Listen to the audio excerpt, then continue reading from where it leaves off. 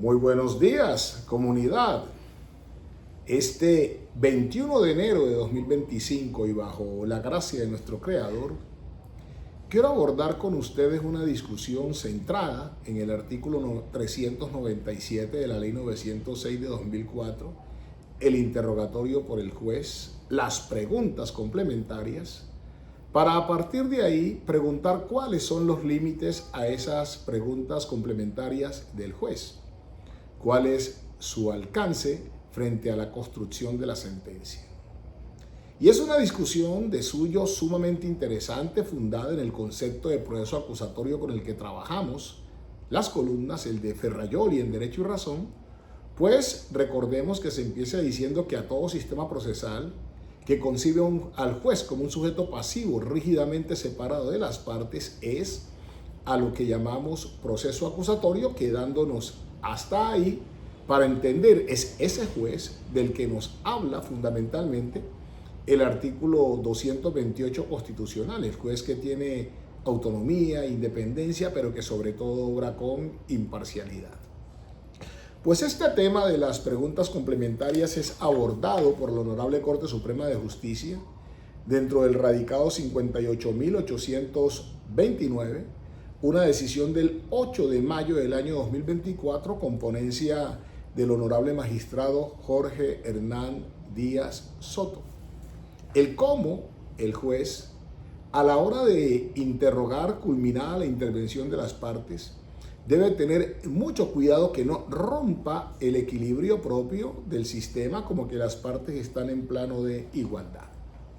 Así, empiezo abordando la providencia desde un título, se llama Principio de Imparcialidad como garantía inherente al debido proceso, y en el que al punto 59 la Corte Suprema de Justicia nos dice: esta corporación ha reconocido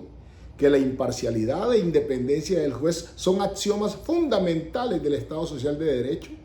así como del debido proceso, tal y como lo asumió la Constitución Política en sus artículos 29, 228 y 230,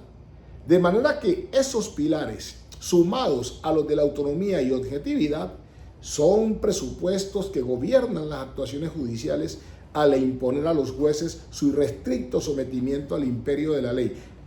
Recuerdo aquí lo que razonó la Honorable Corte Constitucional en la sentencia C-1092 del año 2003 en el punto 4.1.1,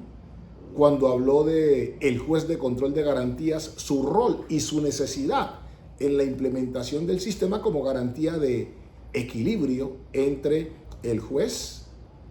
entre la fiscalía y la persona que es objeto de investigación bajo el control del juez. Recuerdo aquí el radicado 29.415 de febrero 4 del año 2009, donde la Corte le puso límites al comportamiento del juez al interrogar, invalidando toda una actuación, casualmente porque se quebró el equilibrio, el juez terminó convirtiéndose en parte. La Corte se cita, pero a su vez nos recuerda que la Corte Constitucional en la sentencia T657 de 1998, T701 de 2012, SU 174 de 2021,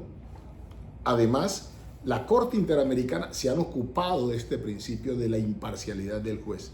Y sigue diciendo, punto 63. Ahora, es importante indicar que en el marco del sistema penal acusatorio, la imparcialidad del juez resulta particularmente importante, en tanto el juez debe ocupar un rol objetivo y equidistante respecto de las partes enfrentadas en conflicto. Cita el radicado 50.415, una decisión del 6 de octubre de 2021, para seguir diciendo el punto 64. Tanto esta Corte como la Constitucional han insistido en que durante el proceso el juez debe asumir la posición de tercero imparcial, ubicado en medio de las partes. Eso garantiza que pueda establecer la verdad de lo acontecido y así fallar el asunto con total objetividad y equilibrio. Radicado 43.665 el 22 de marzo del año 2017, para agregar al punto 65. En especial porque el principio de separación de las funciones investigativas y juzgamiento paréntesis, para evitar que el juez asuma la doble condición de juez y parte, fue uno de los principales cambios que se intentó lograr con la reforma constitucional con la que se introdujo la Ley 906 de 2004. La Corte cita de nuevo el radicado 50.415 del año 2021 para decir: esto no significa que el rol del juez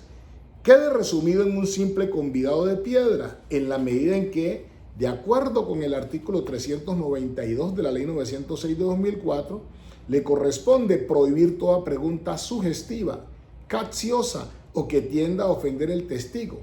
También debe velar para que el interrogatorio sea leal y las respuestas de los testigos sean claras y precisas. Aquí importa recordar ese juez no convidado de piedra del que nos habló la Corte Suprema de Justicia en el radicado 47.271,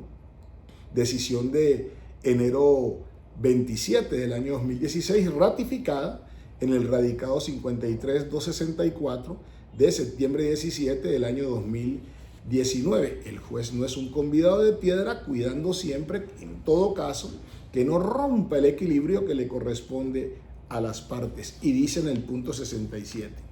tales atribuciones también son extensivas a la práctica del contrainterrogatorio.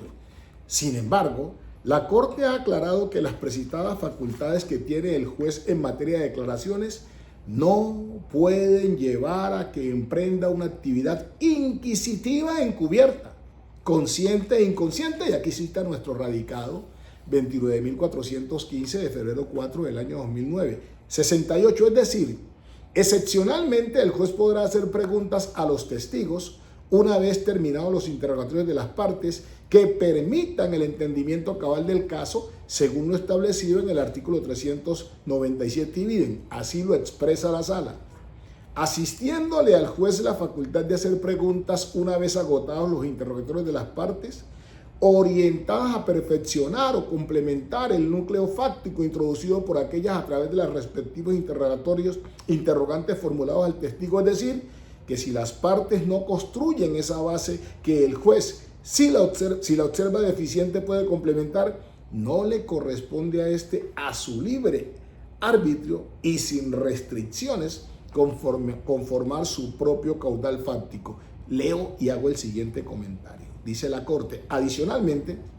al resolver la demanda de inconstitucionalidad presentada contra el referido precepto 397 de la Ley 906, la Corte Constitucional en la sentencia C-144-2010 precisó sobre lo que debe entenderse por preguntas de esa índole. Esto debe significar justamente eso: dar complemento, añadir a lo que se ha preguntado de parte y parte para hacer íntegra y completa una declaración testimonial. Por ello, ocurre una vez terminados los interrogatorios de las partes, pues solo en este momento aquellos pueden reconocer la información y precisión que falta en la declaración rendida frente a los hechos relevantes al proceso. Vienen las restricciones. Así las cosas, es claro que el juez, y quiero destacar aquí la motivación de esta columna, es claro que el juez, so pretexto de complementación, no puede desconocer el ámbito prefijado por las partes en la formulación de su cuestionario para introducir interrogantes relacionados con temas inexplorados por la parte solicitante. Al ser complementarias las preguntas formuladas, se exige que tengan nexo necesario con su causa o a lo que se ha preguntado de parte y parte, pues de modo contrario perderá su esencia y por lo mismo será irregular. Cita el radicado 58.798, y yo tengo que decirlo aquí con muchísima fuerza: es que a veces, por vía de las preguntas complementarias, el juez termina asumiendo su propio cuestionario en el que nada le interesa qué es lo que han dicho las partes, qué es lo que han buscado las partes, la pertinencia que han fijado las partes, sino que se construye ya su propia teoría del caso, su propia hipótesis fáctica, y empieza a interrogar en función de acreditar esa hipótesis. No es el sentido en un sistema calificado como acusatorio. El juez es un sujeto pasivo, rígidamente separado de las partes, que no equivale a decir que es un convidado de piedra, pero tampoco que asuma el rol que le corresponda a las partes y termino así. Igualmente, la jurisprudencia ha impedido que la formulación de preguntas aclaratorias por parte del juez lo habilite para orientar el sentido de un testimonio,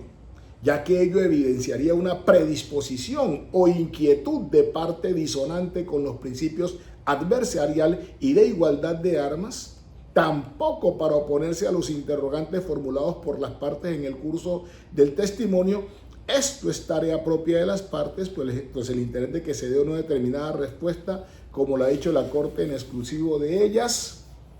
no corresponde al director de la audiencia la asunción oficiosa de tal prerrogativa, pues será a solicitud de parte que habrá de darse paso a la división o no de oposiciones a los interrogantes, pues es claro que las mismas integran el derecho de oposición que se hace manifiesto en la práctica de la prueba testimonial, como lo aprendimos con el radicado 38.021 del año 2014. El juez no tiene facultades ilimitadas a la hora de formular preguntas complementarias. Debe centrarse en lo que ha sido la discusión planteada por las partes a través de sus cuestionamientos para ahí sí guiar la labor que le corresponde. No puede construir su propia teoría del caso. No puede crear su propia hipótesis para efectos de, con los interrogantes, probarlas. Estamos haciendo academia, compartimos pensamientos de las Cortes. Buen día, amén y amén.